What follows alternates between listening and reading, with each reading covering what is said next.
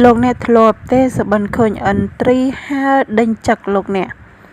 ចានៅក្នុងសបិននោះគឺអត់ល្អទេការបើសបិនឃើញដូចនេះចាបងប្អូនជាទីគោរពស្រឡាញ់អ្នកខ្លះទៅគេគេងទៅអត់សបិនទេគេលក់ស្កប់ស្កល់ទៅតាមនឹងណាហើយអ្នកខ្លះគេគេងទៅសបិនពីនេះសបិនពីនោះចានៅក្នុង channel របស់នាងខ្ញុំគឺម្ចាស់កាត់សបិនតែម្ដងចាសបិនមានច្រើនប្រភេទតែម្ដងចា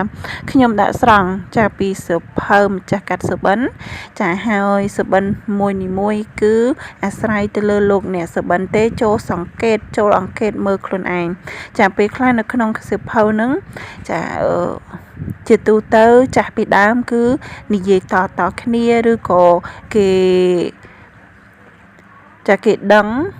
ងអំពីការសបិនហ្នឹងណាចាតែវាមានអត្ថន័យដូចនឹងមែន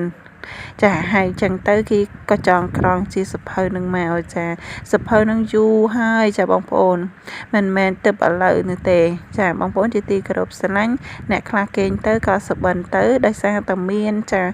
អ្នកតាមជួយថែអាសាឃុំក្រងចឹងទៅគេប្រាប់លោកអ្នកមុនណានៅពេលកើតរឿងអ្វីមួយកើតឡើងចំពោះអស់លោកអ្នកចាបងប្អូនតោះសិនដាប់ជាមួយនឹងនាងខ្ញុំកាលបើសបិនឃើញឥន្ទ្រីដេញចឹកចាសបិននោះលោកអ្នកនឹងមានរឿងរ៉ាវក្តៅក្រហាយព្រោះចាស់ទុំឬក៏លោកអ្នកធំឲ្យទុកទោសដល់លោកអ្នកតាមចាប់កំហុសអត់ស្រាកស្រានចឹងទៅ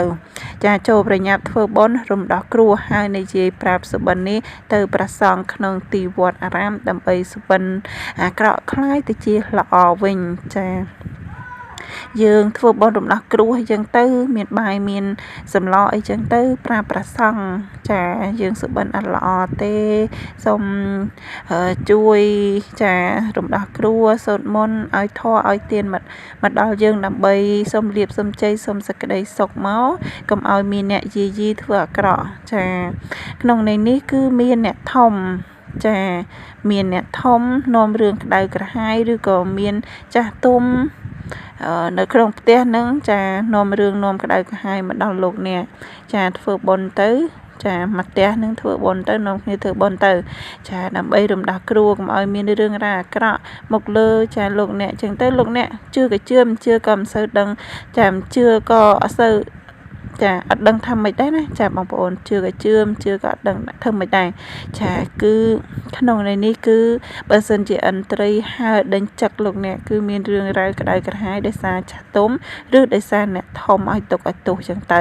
ចាសូមអរគុណចំពោះការតាមដានស្ដាប់